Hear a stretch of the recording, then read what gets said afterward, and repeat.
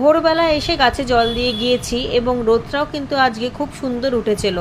সেই সুযোগেই বড় একটা টাবের মধ্যে কাঠের ভুসি আমি রোদে দিয়েছিলাম। আমি আগেও বলেছি এবং এখনও বলছি, কাঠের ভুসি বা ছিলকা এনেই সরাসরি কিন্তু গাছ করবেন না, সব সময় রোদ খাইয়ে নেবেন। একদিনে রোদ না খাওয়ালেও অল্প অল্প করে কিছুটা কিছুটা করে রোদ খাওয়ালেও যথেষ্ট। আমিও তাই করছি, কারণ এই ভাদ্র মাসে যখন তখন বৃষ্টি চলে আসছে, সেই জন্য বেশি করে ঢেলে শুকনো করতে দিতে পারছি না, তাই অল্প অল্প করে শুকনো করছি।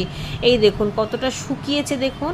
আরও রোদ খাওয়াতে হবে, অন্তত 3 দিন রোদ খাওয়াতে হবে। রোদের কারণে কাঠের যে কাঁচা রসটা সেটা একেবারেই শুকিয়ে যাবে, তখন আর গাছে কোনোভাবেই ফাঙ্গাস লাগার ভয় থাকবে না। আর একটি গুরুত্বপূর্ণ কথা, এই কাঠের ছিলকাকে যতই রোদ খাওয়ান না কেন, সরাসরি কোনো ফুল গাছ কিন্তু করবেন না, ফাঙ্গাস লেগে যাবার ভয় থাকে। আগে যে কোনো সবজি গাছ করে নেবেন, তারপর সেই মাটিটা দিয়েই আপনি ফুল গাছ করতে পারবেন। যেমন আমি গত বছরের কাঠের ছিলকার মাটিটা দিয়ে এবছরের ফুল গাছ করব।